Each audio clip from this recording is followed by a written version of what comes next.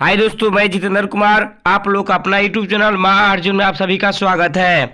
मैं आज बिहार बोर्ड के एग्जाम के दृष्टि से तबाही मचाने वाली सीरीज लेकर आया हूँ, जिस सीरीज का नाम है भूकाल प्रश्नों का सीरीज पार्ट 5 है। ठीक है, ये कहीं ना कहीं बिहार बोर्ड के एग्जाम में तबाही मचाने वाली सीरीज है। ठीक है, पहला क्वेश्चन देखेंगे। क्वेश्चन 1 है, फ्रैंकफर्ट की संधि कब हुई थी? तो ऑप्शन डी हो जाएगा 1871। क्या हो जाएगा? 1871। हम लोग जानेंगे कि फ्रैंकफर्ट की संधि थी क्या। देखिए, जब 1870 में सेडान का युद्ध हुआ था, जिसे फ्रांस और प्रसा के बीच हुआ था, तो कहीं ना कहीं जिस युद्ध में फ्रांसीसियों की जबरदस्त हार हुई थी, एकदम बुरी तरह से पराजित किया गया था। लेकिन इस दोनों देशों के बीच शांति समझौता हेतु 10 मई 1871 को एक सम्मेलन बुलाया गया, जिसमें फ्रैंकफर्ट की उसी सम्मेलन को हम लोग फ्रैंकफर्ट की संधि कहते हैं। कहीं ना कहीं इस संधि के मुताबिक दो देशों के बीच शांति का भावना जगाई गई, और जब ये फ्रांसीसियों का हार हुआ तो कहीं ना कहीं इसी प्रकार से इसी युद्ध में ही एक महाशक्ति का पतन और दूसरी महाशक्ति जर्मनी का उदय हुआ। अगर फ्रांसीसियों का पतन नहीं होता तो कहीं ना कहीं जर्मनी का एकीकरण संभव नहीं हो पाता। ठीक है, जो जर्मनी का एकीकरण उस समय प्रसा के नेतृत्व में किया गया था। प्रसा का चांसलर कौन थे? तो बिस्मार्क थे, जिसका जन्म 1 अप्रैल 1815 में जर्मनी में हुआ था। कतई जवाहर पॉइंट होगा एग्जाम की दृष्टि से। क्वेश्चन नंबर 2 देखेंगे, सेडान का युद्ध कब हुआ था? तो ऑप्शन बी हो जाएगा 1870 में हुआ था। कब हुआ था? तो 1870 में हुआ था। सेडान का युद्ध किन दो देशों के बीच हुआ था? प्रसा और फ्रांस के बीच हुआ था। ठीक है, अगला क्वेश्चन देखेंगे। क्वेश्चन नंबर 3 है, सविनय अवज्ञा आंदोलन किस यात्रा से शुरू हुआ था? तो ऑप्शन सी हो जाएगा दांडी यात्रा से। 1930 दांडी यात्रा से शुरू हुआ था। ठीक है, दांडी यात्रा क्या का? तो दांडी यात्रा का उद्देश्य क्या था? समुद्र के पानी को लेकर नमक कानून का उल्लंघन करना इसका मुख्य उद्देश्य था। ठीक है, क्वेश्चन नंबर 4 रहेंगे, दुर्गापुर स्टील प्लांट किस राज्य में स्थित है? तो ऑप्शन सी हो जाएगा पश्चिम बंगाल। क्या हो जाएगा? पश्चिम बंगाल। ठीक है, कुछ में पॉइंट दिया गया है। स्टील प्लांट की चर्चा करेंगे हम लोग। भारत में लगभग 7 स्टील प्लांट है, जो कहीं ना कहीं बिहार बोर्ड की दृष्टि से बहुत जहर पॉइंट है। हमेशा बिहार बोर्ड चेंज करके पूछता रहता है। ठीक है, पहला इसमें क्वेश्चन जानेंगे हम लोग। इसमें जानेंगे कि Indian iron and steel company Hirapur Paschim Bangal में स्थित है। दूसरा है Tata iron and steel company Jamshedpur, जो जमशेदपुर पहले बिहार में था। ठीक है, कहीं ना कहीं क्वेश्चन नंबर इसमें तीसरा पॉइंट देखेंगे, Visvesvaraya iron and steel company Bhadravati Karnataka में है। चौथा पॉइंट देखेंगे, राउरकेला स्टील प्लांट कहाँ है? तो उड़ीसा में है। भिलाई स्टील प्लांट ये कहाँ है? तो छत्तीसगढ़ में है। दुर्गापुर स्टील प्लांट कहाँ है? तो पश्चिम बंगाल, जिसकी राजधानी कोलकाता है। अगला पॉइंट है, बोकारो स्टील प्लांट कहाँ है? तो झारखंड में है। ये कहीं ना कहीं बिहार बोर्ड की दृष्टि से जहर पॉइंट है, कहीं ना कहीं चेंजिंग करके क्वेश्चन पूछता रहता है। ठीक है, तो इस पर आप लोग थोड़ा फोकस रखेंगे। क्वेश्चन नंबर 5 है, गिरमिटिया मजदूर बिहार के किस क्षेत्र से भेजे जाते थे? तो ऑप्शन बी हो जाएगा पश्चिमी क्षेत्र से। ठीक है, किस क्षेत्र से? पश्चिमी क्षेत्र से। गिरमिटिया मजदूर क्या का?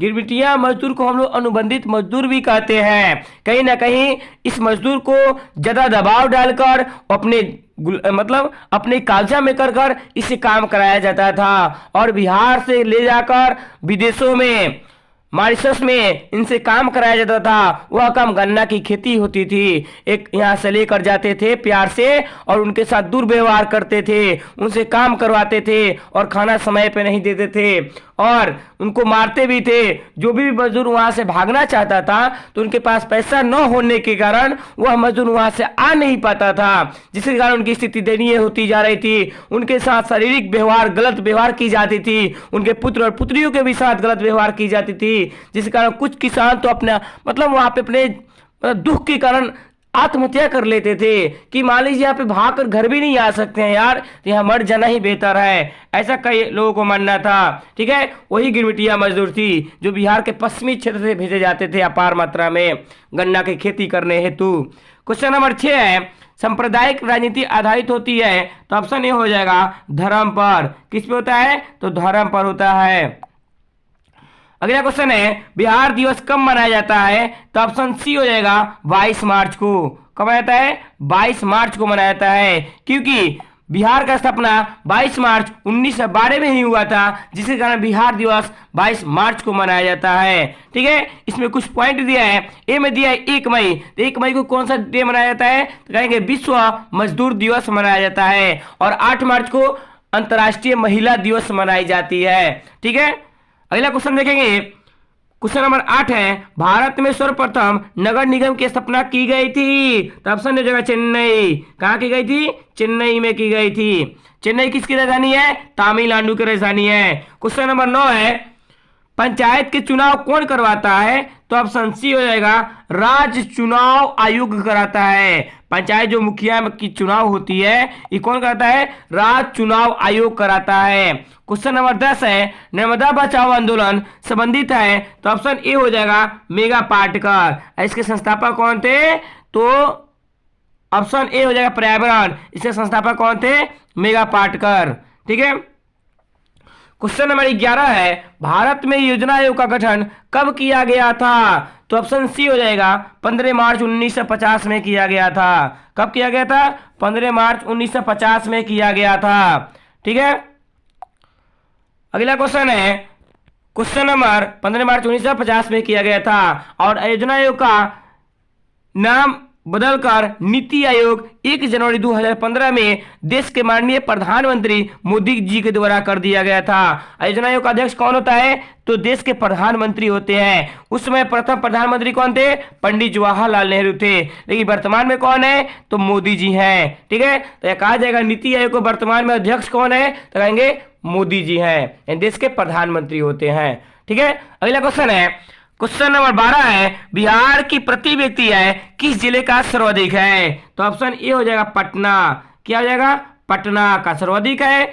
और कहेगा बिहार के किस जिले का प्रति व्यक्ति है पर कैपिटा इनकम सबसे कम है? तो क्या कहेंगे? शिवहर को कहेंगे। ठीक है, प्रति व्यक्ति आय क्या होता है? यानी प्रत्येक व्यक्ति पर आय, यानी देश की कुल जनसंख्या से उनके कुल जनसंख्या में उनकी आय से जो भाग दी जाती है पैसा से, उसको हम लोग प्रति व्यक्ति आय कहते हैं। मान लीजिए मेरे परिवार में हम 1000 रुपया कमाते हैं। अब मेरे परिवार में 5 लोग हैं, तो 1000 जो रुपया कमाते हैं, अब 5 जो लोग हैं उसमें हम भाग दे देंगे। तो भाग देंगे तो पर व्यक्ति पे कई रुपये पड़ेगा? तो 200 रुपये पड़ेगा। वही 200 रुपये आपका प्रति व्यक्ति आय कहलाएगा, पर कैपिटा इनकम कहलाएगा। प्रति व्यक्ति आय का मतलब ही होता है प्रत्येक व्यक्ति पर आय, यानी प्रत्येक व्यक्ति पे कितनी आय हो रही है उसको हम लोग प्रति व्यक्ति आय कहते हैं। ठीक है, अगला क्वेश्चन देखा जाएगा। क्वेश्चन अगला है जिस देश की राष्ट्रीय आय अधिक होती है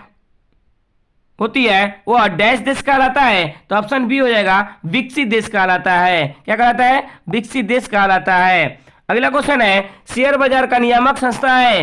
तो ऑप्शन ए हो जाएगा सेबीआई। क्या हो जाएगा? सेबीआई। अगला क्वेश्चन है भारत का केंद्रीय बैंक है? तो ऑप्शन ए हो जाएगा आरबीआई बैंक है। क्या है? आरबीआई। आरबीआई का फुल फॉर्म क्या होता है? Reserve bank of India. RBI का स्थापना 1 अप्रैल 1935 में यंग हिल्टन या शाही आयोग की सिफारिश पर की जाती है। ठीक है, इसका राष्ट्रीयकरण 1 जनवरी 1949 में की जाती है। आरबीआई का मुख्यालय कहाँ है? पहले कोलकाता था, 1937 में इसका मुंबई कर दिया गया, जो वर्तमान में कहाँ है? मुंबई है। यही कारण कि भारत का आर्थिक राजधानी और वित्तीय राजधानी मुंबई को कहा जाता है। ठीक है, आरबीआई के वर्तमान गवर्नर कौन है? तो शक्तिकांत दास है। ठीक है, आरबीआई भारत का केंद्रीय बैंक है और बैंकों का बैंक आरबीआई है। बैंकों का पितामह भी आरबीआई को कहा जाता है। क्वेश्चन नंबर 16 देखेंगे। पीतल बनाया जाता है? पीतल बनाया जाता है तो ऑप्शन ए सी हो जाएगा तांबा और जस्ता। क्या हो जाएगा? ऑप्शन सी तांबा और जस्ता से पीतल का निर्माण की जाती है। ठीक है, क्वेश्चन नंबर 17 देखेंगे। भारत में लगभग खनिज है? तो ऑप्शन बी हो जाएगा 100। कितना है? 100 है। ठीक है, अगला क्वेश्चन देखेंगे। क्वेश्चन नंबर 18 है पूर्व मध्य रेलवे का मुख्यालय कहाँ स्थित है? तो ऑप्शन ए हो जाएगा मुंबई सेंट्रल। कहाँ है? मुंबई सेंट्रल है। भारत में रेल सर्वप्रथम कब चली थी? 16 अप्रैल 1853 में मुंबई से थाने तक चली थी। 34 किलोमीटर यात्रा, 400 यात्री को लेकर, 40 डब्बे को लेकर चली थी। जिस ट्रेन का नाम था ब्लैक ब्यूटी। उस समय लॉर्ड डलहौजी के शासनकाल में रेल चली थी, याद रखेंगे, कतई जहर पॉइंट होगा। अब बिहार में रेल कब चली थी? तो 1860 में चली थी। ठीक है, अगला क्वेश्चन है, क्वेश्चन नंबर 19 है, गंडक परियोजना है तो वाल्मीकि नगर में। कहाँ है? ऑप्शन बी हो जाएगा वाल्मीकि नगर। अगला क्वेश्चन है, कंडला विशेष आर्थिक क्षेत्र कहाँ है? तो ऑप्शन बी हो जाएगा गुजरात। कहाँ है? गुजरात में है। ठीक है, क्वेश्चन नंबर 21 देखेंगे, किस भूतापीय तरंग का घनत्व सबसे अधिक होता है? तो ऑप्शन हो जाएगा पी तरंग। किसका होता है? तो पी तरंग का सबसे घनत्व गहराई तक जाता है। अगला क्वेश्चन है 22, बाढ़ के समय हमें निम्नलिखित स्थान पर जाना चाहिए। तो ऑप्शन ए हो जाएगा ऊंची भूमि वाले स्थान पर जाना चाहिए।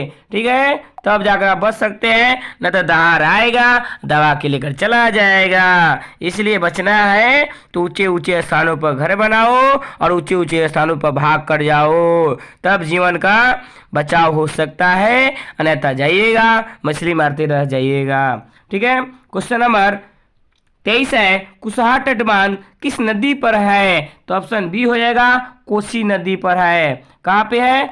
कोसी नदी पर है। क्वेश्चन नंबर 24 है, महासागर की तल्ली में होने वाले कंपन को किस नाम से जाना जाता है? तो ऑप्शन ए हो जाएगा सुनामी को। किससे नाम जाता है? सुनामी के, क्योंकि महासागर के जो तल्ली होता है, जो तट होता है, वहां पे पूरा हलचल हो जाता है, पूरा कंपन होने लगता है, जिसको हम लोग कहते हैं कि सुनामी आ गया, भागो भागो सुनामी आ गया। उसको क्या कहेंगे? सुनामी कहेंगे। क्वेश्चन नंबर लास्ट होगा आज बिहार बोर्ड के लिए। क्वेश्चन नंबर 25 है, 26 दिसंबर 2004 को विश्व के किस हिस्से में भयंकर सुनामी आया था? तो ऑप्शन डी हो जाएगा बंगाल की खाड़ी। कहा जाएगा? बंगाल की खाड़ी में 26 दिसंबर 2004 को पूरे विश्व लेवल पर भयंकर सुनामी आया था, जो पूरे तहलका मचा दी थी। ठीक है, बिहार बोर्ड के लिए 2023 के एग्जाम में तबाही मचाने वाली सीरीज, जिसका नाम है भूकाल प्रश्नों का सीरीज, पार्ट 5 है। इसे आप लोग देखें और अपने जीवन को धन्य बनाइए। कम समय में और जीवन को धन्य बनाना है तो इस चैनल को सब्सक्राइब करो और लाइक करो और शेयर कहीं ना कहीं जिस क्वेश्चन की चर्चा की जा रही है, आपके जीवन के धन्य बनाते हुए बिहार बोर्ड के एग्जाम में तबाही मचाने वाली सीरीज है। कहीं ना कहीं आपका हर सपना, हर माँ बाप का सपना पूरा करने का श्रेय इस सीरीज को दी जाएगी, जिस सीरीज का नाम है भूकाल प्रश्नों का सीरीज। जो लघु त्री जो होता है वो तिरंगा वाली सीरीज होती है, उसको भी आप लोग देखेंगे ध्यान से। ठीक है, आज के लिए इतना ही। धन्यवाद। जय हिंद, जय भारत।